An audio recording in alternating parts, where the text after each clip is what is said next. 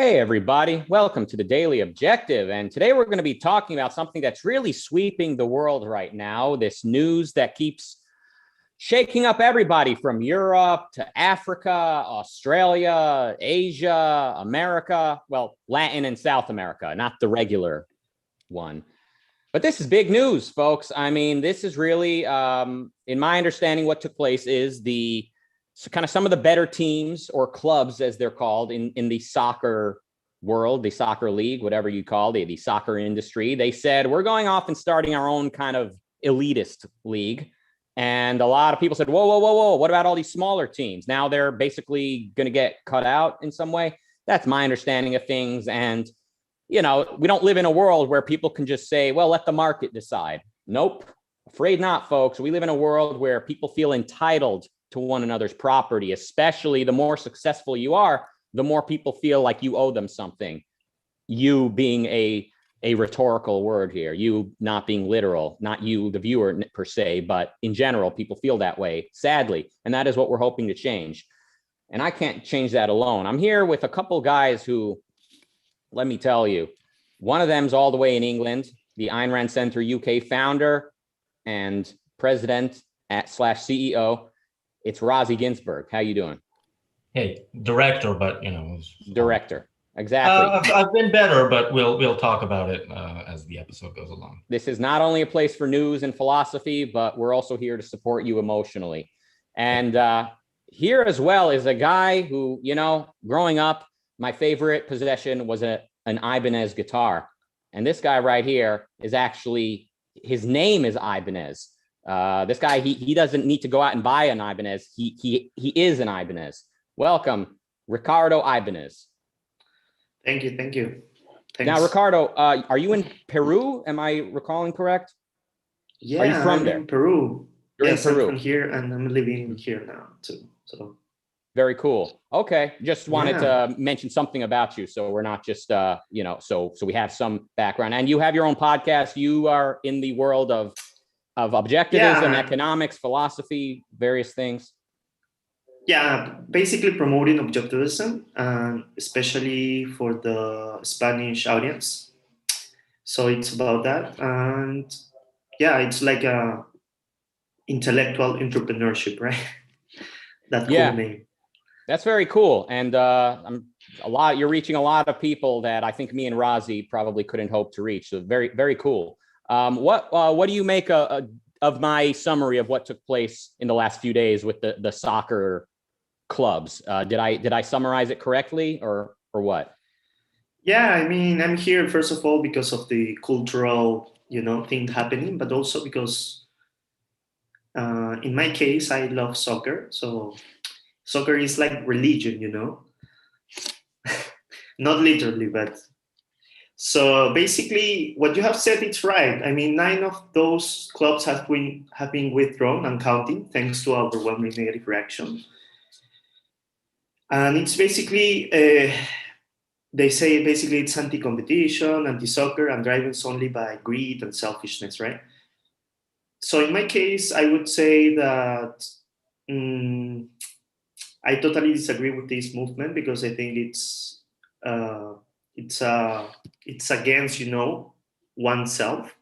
And this is what also Ayn Rand talk about to be, selfish is to be good, and we should always be selfish. But we're seeing the opposite here even in soccer. I never thought I would see this happening in soccer. So what do you think, Razi? So first of all, I think, and I'm kind of, I haven't rewatched yesterday and the day before the episode of the Daily Objective, but I'm thinking from memory, I may have focused too much on the football. I think this is culturally a very, very big thing and a very bad thing that has happened, because this is, you didn't build that on steroids. Americans remember Barack Obama saying in the 2012 campaign, if you have a business, you didn't build that.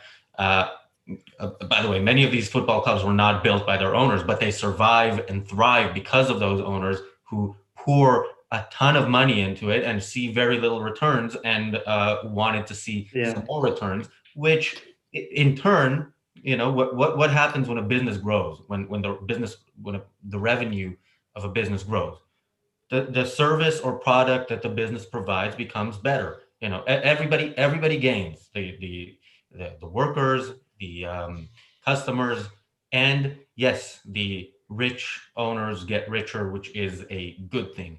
So the way this has been decided in the court of public opinion by, again, as we said in the tweet, by mob rule in 48 hours. This is something that has been many years in the making. They knew going in that it would get mostly negative reactions. I don't think they clearly they weren't prepared for how bad the reaction would be. But the fact that everybody in the culture, in politics, everybody unites against somebody who says we will make this product better and we will make money doing so, is a very scary, I think, a very scary moment in our culture.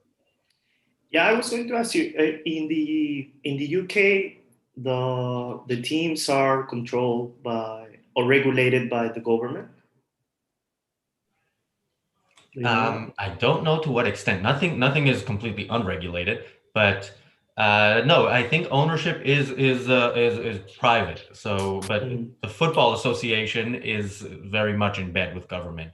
So, and again, as we saw over the past couple of days, the government is intervening. It's going to be way more involved, and they now both the sports minister, or whatever the equivalent of that is, and the prime minister have spoken about fan ownership of clubs, which is something that, again, an owner of a club can say, okay, you know what, I think 51% of the club being owned by fans is a good thing, and they can do that. But if government steps in, you can't not do that. And if that does happen, sorry to be so negative, but I would love to see English football really collapse, and become much, much worse, because that's what the fans deserve. Wow, that's saying something. Well, just English, just English football. You're not Israeli and others.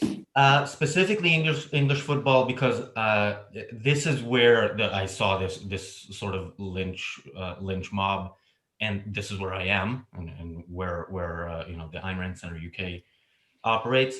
And it was the English clubs who pulled out after this, united campaign by media, politicians, and the mob. It's got to be very difficult for the football players as well as the owners, but I'm specifically thinking about the athletes, because it's so rare to see even businessmen stand up to regulators, let alone standing up to the public. You never really see that. But let alone an athlete. Now, athletes, they have a certain type of personality. They're not philosophers. They're just kind of very driven and focused people, and it's not really their job to have all the answers in philosophy and politics. They just know how to do their job and do it well. And the fact that now they're facing this public outcry on, like, basically with moral undertones, being told, like, you owe us something. I mean, can these athletes even reach greatness if they believe that? If they believe that their life is not their own? If they believe that miscellaneous fans making these demands of them own a piece of them? Could they have the self-esteem necessary to push themselves further? I mean, it truly is fascinating to sort of contemplate this for me. Now, has anything happened in the last day since we discussed it last? Is there any new developments? Well, yeah, the English clubs all pulled out. All 6 of the 12 clubs that were the founding members, 6 were English. They all pulled out. Then I think 3 others pulled out. Right, were the only ones left. From Italy. Real, Juventus, and is it Barcelona? There are 3 clubs left, basically, as of now. Okay. Yeah, I mean, all but over. Mm-hmm. Yeah, I think what Roca said, it's right about, maybe I would say also that maybe soccer players are not the most smart. They are, of course, smart soccer players, but there are some that are not that smart. But you don't need to be that smart. You need to be, the best minds is not about intelligence, but about how independent one's mind is. So I haven't really seen from soccer players, some soccer players speak out about, that again in favor of this European Super League. I have only seen negative comments. We all know from Neville, who said that it's a criminal act, and also from Ferdinand and so on, right? So I think it's a shame that no soccer player, I wish Cristiano Ronaldo or Messi would be, speak out for one's individuality, but they probably don't know about it. And also, I think it's hard to say if they are really happy, probably they are happy, but they're living to their fullest potential, because some of these stuff, if they really sacrifice from time to time, it just creates internal conflict. So we would have to evaluate each situation to see how this impact each one of these, soccer players' lives. But there's also good, I have to stand up for some good chairmen, such as, the president from Real Madrid, who said that, I have it here, one second. He said that the world's top clubs would be the greatest show in the world. There's nothing like it. So even though he received all this criticism, Florentino Perez has still, keep his position about this. As well as Juventus chairman, he said also that he remained convinced of the beauty of that project, no? So there are some people, at least from the top of the pyramid, that still believe in the project, which is good. But now the question is, what would be the implications of of what Rassi has talked about, where fans should own? I read your article about fans should own a minimum 51% stake of their club, right? What does that mean, by the way? What makes you a fan? Like, if you watch a game, do you now get a residual check in the mail? What does that mean? So I would think it's either season ticket holders, or clubs have club memberships, which if you're not a season ticket holder, it sort of gives you priority for tickets and things like that. So I think this does exist in Germany. I think to some version of it exists in Spain as well, right? Although I'm not 100% sure. But again, it's a different thing if a club owner decides to bring the fans in, which I would not recommend, but they can do that if it's their property. But Ricardo, you mentioned if Messi or Ronaldo would speak out in favor of this, they can't. They would be annihilated. Their career would be over. They could never show their face in public, because they would be having to stand up to a lynch mob. And this is why, my immediate reaction, we were on Clubhouse yesterday when the news came in that Chelsea was looking into leaving and Manchester City left. And I was sort of very upset and expressed my views of them leaving. And my views have since changed, because I don't know what that's, I can't imagine. We did a few weeks ago an episode about some alt-right retard, and we got a little bit of a not so nice reaction, and that's basically as far as we've experienced something like this. I can't imagine what if you open Twitter, everything is about how evil you are, and you see it in the newspapers. This is somebody posted, an Ayn Rand Center UK member posted this on our WhatsApp group.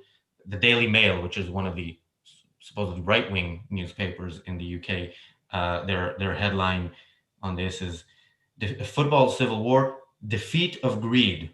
So, Well, I mean, the greedy, or not the greedy, but the predators are really the ones who are in the FIFA, and the UEFA, really, because they are the ones who represent corruption and, yeah, like the Qatar thing. World Cup. Sepp Blatter is, he's laughing in his grave, even though he's still alive, over this, because he was, he was recognized as one of the most corrupt, probably, people on this planet just a few short years ago. Everybody remembers that scene where somebody came through cash at him, and now the world is united to defend the structure that put him where he was and gave him the power that he had. So. Yeah, I think it's very irrational too. The fans are very rational as well, as if we want to evaluate the culture, because they are attacking this project, but they usually haven't attacked with the same, level to FIFA, corruption scandals, and so on. So I think soccer is gonna be regulated in England soon, if this still happens, if you still base your decision on irrationality. I mean, what we see in today's landscape, and this is in America as well as everywhere else, is that it's like a team effort between the team owners, the politicians, and, the fans in some cases have a say, the city council, for a big city, the local politicians, the mayor. It's a team effort to see what works best for everyone. I love new issues. How can we solve these problems? But we need to, ideally, we absolutely need to divorce business from government, putting aside crime, but we need to divorce them. No subsidies, no regulations. If a city wants a stadium, they need to be able to buy enough tickets. They need to be able to sell enough tickets to support the stadium. Maybe some cities will actually rely on charitable donations. People donate hospitals to the city, right? Like wealthy people donate a hospital building. Maybe I could contemplate a free society where the market will not provide a gigantic stadium, but with the market plus a handful of very wealthy people, they understand how important sports are. They love sports, and they're willing to pay for this, to help pay for the stadium. There's all types of ways that could bring about a system in which sports are completely privatized. But what we have in the world today, and this goes for everywhere, probably every country and every city that has a sports team, is it's seen as a team effort.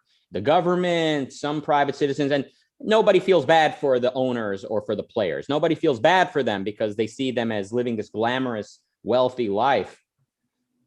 But to the extent their rights are being violated, we ought to feel bad for them, and we ought to fight for their rights. They have a right to their own life, and that includes their own property, their own achievements, their own ability. And the more we chip away at those rights, the more we take a little bit, regulate a little bit, impose a little bit of antitrust regulations and other types of regulations, the more we chip away at that, the more we see not only that the regulatory beast grows, but psychologically people feel more and more and more entitled to one another's property and one another's lives, really. And irrationality breeds more irrationality. So we are in bad shape. Yeah, I just wanted to quote really fast what UEFA and FIFA said, just to connect it with just what you just said, Ruka. They said, we will remain united in our efforts to stop this cynical project, a project that is founded on the self-interest of a few clubs, at the time when society needs solidarity more than ever. So, as Ayn Rand said, right, we need to overcome the concept of selfishness in order to really have a cultural change. And that's basically the solution, I would say. The solution is that people need to understand that is selfish is good. To be greedy is to be good, to pursue one's own rational self-interest, right? But to the extent that we don't understand that, we won't be able to advance as a society, right? Technology is saving us, but if we get more regulated, we're gonna end up in a hole. Yeah. At the end of the day, yeah, it all comes down to philosophy, ethics, and epistemology. I mean, at the end of the day, it's ethical, like what we see as right, egoism versus altruism. Yes, Razi? Yeah, and the term solidarity, I don't really hear it often in any context other than a demand on somebody else's property. But yeah, Yeah, Raka, you were talking about, the football, much like everything else, is a mixed economy, rather than privately owned. And the European Super League would not have been laissez-faire capitalism in football, but it was a step in that direction. It was saying, right now we have too much redistribution of wealth. It wasn't a principled, challenge of the idea. But yeah, the idea was, too much of the money that Manchester United, Manchester City, Liverpool, and the other clubs make, too much of that goes to the Tranmere Rovers and other crappy teams out there, and we want to keep a bit more of what we create, of the wealth that we create. Now, you can find this kind of stuff anywhere. If somebody lifts their head up too high, if somebody does too well, they are supposedly harming those who are not doing as well. But elsewhere, there's still a bit more pushback than we saw around this, and I'm wondering if this doesn't exist in a vacuum. People will see it and apply it when there's similar conflicts in other fields and so on. And yeah, the good student asked in the chat something about football fans not being very bright, and I think they've gone out of their way to prove that in the past 3 days for the most part. Some of us, are football fans and would like to think we are bright, but yeah, overall, I think there's many football fans would do well to think a bit. Well, they can, but I mean, I'm not worried about the stupid people. I'm always saying this. I'm worried about the smart people. So when you look at how people are dealing with Silicon Valley, wanting to regulate them, how people are dealing with the finance industry, it's the intellectuals that are leading the way, whether football fans realize it or not. They are bottom feeders at the end of the day, intellectually. In other ways, they are, the atlases either with manual labor they do, or with other various professions they do. Creative professions, whatever it is, they are atlases in their own field. But intellectually, most people are bottom feeders. The real elite, we're talking about the soccer clubs forming an elitist club, an elitist league. At the end of the day, that's what we have in the realm of the intellect. A relatively small handful of people are setting the tone, and their premises are seeping out into the culture. So yeah, I mean, we can bash football fans all day. We can bash the average person a lot and talk about how irrational they are. But what alternative is being posed to them, other than us, other than a handful of objectivists that are saying the soccer clubs should be completely privatized, and its owners and shareholders have a inalienable right to their own lives and property.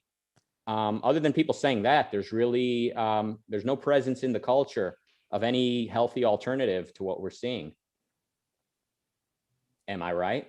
Also, the good student asked, how would you respond to people saying that the new football league would have reduced competition because smaller clubs would be excluded? Well, why is competition per se a good thing, and where do you draw that line? So what we're seeing is competition unbridled, right? The good teams are going their own way and forming their own competitive league, and people say, well, no, you're cutting out worse teams from the competition. So capitalism is accused of being monopolistic, right? But at the same time accused of being this cutthroat, dog-eat-dog competitive system where you get stabbed in the back every turn and you have no chance. So which is it? Is it a monopoly system, or is it a cutthroat team? And who gets to decide when which type of competition is good and which competition is not good? It's ultimately the standard people hold in their mind. And this speaks, I think, to much deeper philosophic premises, what Ayn Rand called the divine right of stagnation. People, they want to be able to just say, freeze everything, freeze the world that I remember growing up in, which in itself was not as stagnant as I might recall, but freeze it. No, everything stagnate. Nobody move.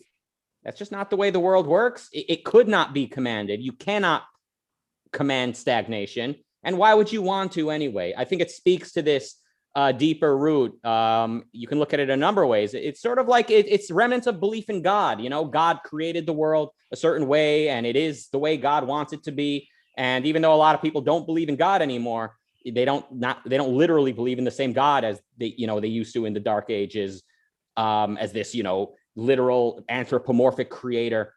Even so, we still kind of see the universe the same way, but that's a big can of worms I'm opening. Yeah, and tradition is actually much more concretized than God, because it's, you know, you can say people actually did this, you know, 10, 20, 500 years ago.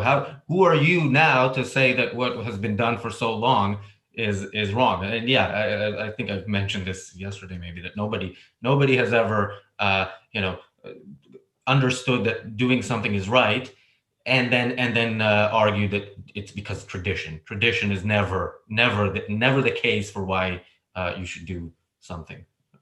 Mm-hmm. And yeah, and I mean, go ahead. Go ahead. Sorry. No. I mean, also the monopolies, what UEFA and also FIFA represent, right? Because if there were more competition, then there will be more options for people to also to choose and things like that. But UEFA and FIFA are, for me, like, for everyone, very corrupt, and they need to disappear. In a real competition, there would be better options if they deserve it, because the one who decides is not the government, who is privileged to certain, businesses, but to the best one, and that the one who decides that is the market. The market is the one that at the end that decides. So even though people don't agree, with what is happening, I don't think, philosophically speaking, they should give credit to FIFA or to UEFA for being, for instance, non-profit organization, even though we know they are corrupt and get more than $2 billion, per year. And they appear to be humble, so they get credit for that, moral credit, But we should stand for, multimillionaires, wealthy ones that are independent thinkers, that has integrity, honesty, who have made their way. And we should say thank you, and say thanks, because of you, our country and in general the world is better. We need more people like you. Yeah. By the way, a lot more questions in the chat room we're not going to be able to get to. The good student asks, he is a good student. He asks, but isn't tradition something which was created by trial and error?